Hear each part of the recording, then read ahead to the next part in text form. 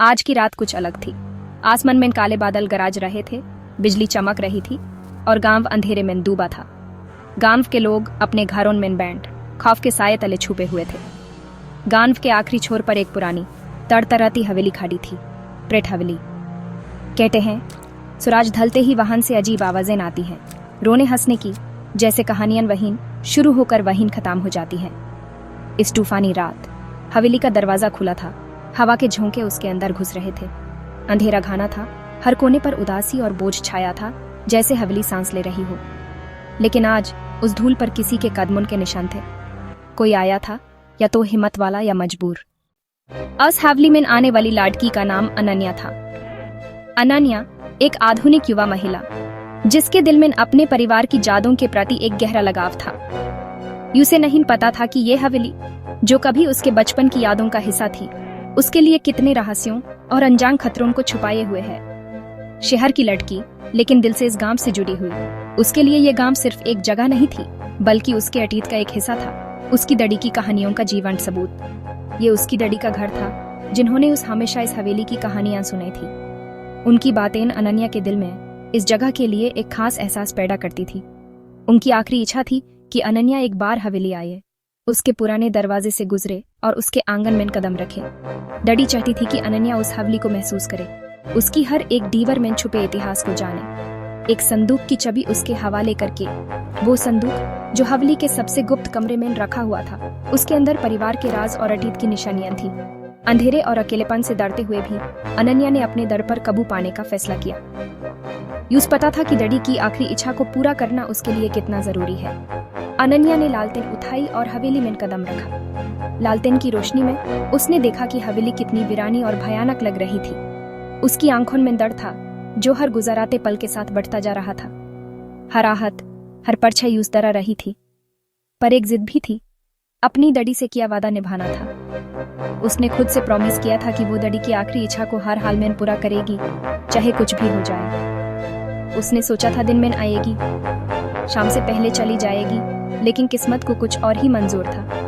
पर तूफान ने उसे यहीं रोक लिया। आसमान में बिजली कड़क रही थी और बारिश की बूंदें हवेली की दीवारों से टकरा रही थी। अब रात उस हवेली में गुजारनी थी। अनन्या को पता था कि ये रात उसकी जिंदगी की सबसे लंबी और डरावनी रात होने वाली है। दीवारों पर लगी तस्वीरों को छुआ, उन तस्वीरों में छुपे लोगों की कहानियों को जानने की कोशिश की। दादा दादी की शादी की तस्वीर, एक जमाने में उनके बीच कितना प्यार था, चेहरे पर मुस्कुराहट, पर आंखों में उदासी। क्या उन्होंने भी इस हवेली में अकेलेपन और डर का अनुभव किया था? तभी यूस लगा जैसे कोई यूस देख रहा है, उसकी हर हरकत पर नजर रख रहा है। अंधेरे में छुपकर वो कौन था और उससे क्या चाहता था? उसके जिस्म में एक सिहरन सी दौड़ गई। यूस लगा जैसे कोई बर्फीली हवा उसकी रीढ़ की हड्डी को छू रही है। तूफान और तेज हो गया था, बारिश की बूंदें अंदर आ रही थी। अनन्या एक कमरे में गई, शायद डैडी का कमरा। कोने में संदूकची थी, जिसकी चाबी उसके पास थी। जैसे ही उसने संदूकची की तरफ कदम बढ़ाया, पीछे से एक हल्की दस्तक सुनाई दी। उसका दिल कांप उठा, पलट कर देखने की हिम्मत नहीं हुई। दरवाजा बंद था, कोई नहीं था। उसने चाबी निकाली, संदूकची खोलने लगी। तभी आईने पर नजर पड़ी। धूल भरे आईने में अपना अक्स देखा और पीछे एक लंबा धुंधला साया। पलट कर देखा, कमरा खाली था। हर कोने में साये दिखने लगे, एक ठंड हड्डियों तक उतर गई। अब यूस समझ आ गया था, यह हवेली कुछ कहना चाहती है। डर उस पर हावी था, लेकिन कुछ और भी था, एक राज का एहसास। उसने संदूकची खोलने का फैसला किया।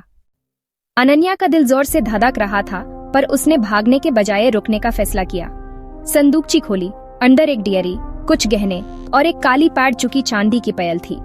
पयल देखते ही बचपन की याद आई, डैडी का उदास चेहरा, डायरी के पन्ने पीले, लिखे धुंधली, डैडी की छोटी बहन छाया का जिक्र। दोनों बहनें इन साथ पली बधी, पर आखिरी पन्ने दुख भरे थे। जैसे जैसे अनन्या डायरी पढ़ती गई, माहौल बदलने लगा। दस्तक और साये अब डर नहीं, उदासी ला रहे थे। तभी एक हल्की पयल की छनक सुनाई दी, आवाज ऊपर की मंजिल से आ रही थी। डर के साथ अब जिज्ञासा थी, छाया कौन थी, उसके साथ क्या हुआ? अनन्या ने लालटेन उठाई और ऊपर की तरफ बढ़ी। पयल की आवाज नजदीक आ रही थी, कमरे में कोई नहीं था। अनन्या ने आईने की तरफ देखा, उसका अक्स नहीं, एक छोटी लड़की का अक्स था, आंसुओं भरी आंखों के साथ। उस लड़की ने वही पयल पहनी थी। आईने के अंदर से अनन्या को देख रही थी। आईने में कमरा साफ सुथरा, तस्वीरें नई, पलंग पर चादर, ये हवेली का अतीत था। छाया उस आईने में कैद थी। अनन्या का दर पिघलने लगा। उसने हाथ आगे बढ़ाया, आईने पर रखा। झटका लगा, लालटेन बुझ गई, सब कुछ शांत हो गया। फिर छाया की फिसफुसाती आवाज, मुझे यहाँ से निकालो, मुझे इस आईने में कैद कर दिया गया है।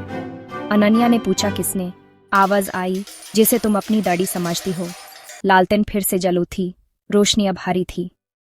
Under the eerie glow of the lamp, Ananya's fingers trembled as she turned the brittle pages of the ancient diary.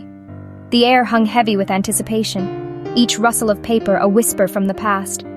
She reached the final entries, her heart pounding in her chest like a trapped bird. दादी ने लिखा, मैं इन छाया से प्यार करती थी, पर सब उसे ज्यादा चाहते थे. The ink was faded, blurred in places by what looked like old teardrops, staining the confession of a love both profound and forbidden. A love that had been overshadowed, a love that had festered into something dark. Jalan main, ek din main use ain ke use par bej diya. Consumed by jealousy, blinded by rage, she had committed an unspeakable act, a desperate act born of envy and a twisted sense of justice. One fateful day, she banished Chaya beyond the looking glass. Main uski jaga jeen lagi, sabne socha mine Chaya hoon. She stepped into Chaya's life, assuming her identity with chilling ease. The world was deceived. None suspected the sinister swap that had taken place. She reveled in the stolen affection, basking in the warmth that was never meant for her. Asli Chaya ain main kaid ho gayi. The real Chaya, the true owner of that life, was condemned to an eternal prison within the mirror's cold embrace. A spectral figure, forever trapped, a silent scream echoing in the glass. Ye haveli, ye aina is germ ke gawahain. This ancient mansion, with its secrets buried deep within its walls, and this antique mirror, reflecting not just images but the echoes of a heinous crime, stood as silent witnesses to the dark deed. Main ja rahi hoon, mera paap yahin hai. Ananya, agar tum ye pad rahi ho, use azad kar dena. I am leaving this world, but my sin remains here, tethered to this place. The diary entry pleaded, Ananya, if you are reading this, you must set her free. You have the power to undo my wrong. Ananya samaj gayi, जी से वो दादी समझती थी, वो अंजलि थी, असली दादी छाया थी. The truth crashed down upon Ananya like a tidal wave. The grandmother she had known, the woman she had loved, was not who she seemed. It was Anjali, the imposter, and her real grandmother was Chaya, the woman trapped within the mirror. Chaya ki awaz, is ain ko toddo, yahi rasta hai. A faint, ethereal voice echoed from the mirror's depths, a desperate plea carried on the whispers of the wind. Break the mirror, Chaya's voice urged. It is the only way. Shatter the glass that binds me, and release me from this eternal prison. Ananya ne lohe ki rod uthai, ankin band ki. With trembling hands, Ananya lifted the heavy iron rod. She closed her eyes, steeling her resolve, preparing to confront the darkness that held her family captive. Aur puri takat se aine parde mari. Summoning every ounce of strength, fueled by a burning desire to right the wrongs of the past, she swung the rod with all her might, aiming for the heart of the cursed mirror. Ka ansh tootne ki aawaz puri haveli mein gunj gayi. The sound of shattering glass reverberated through the ancient mansion, a deafening crash that echoed through the halls and corridors, signaling the breaking of a long-held curse. Saved roshni fail gayi, Ananya ko laga, barsun ka boj utar gaya. A blinding white light erupted from the shattered mirror, engulfing the room in its radiant glow. Ananya felt an immense sense of relief wash over her, as if a weight she had carried for generations had finally been lifted. Chaya azad ho gayi thi. Chaya was finally free. Her spirit, long imprisoned, was released into the light, finding peace after decades of torment. सुबह हो चुकी थी, हवेली में शांति थी. रात भर के तूफान के बाद एक अजीब सी खामोशी छाई हुई थी.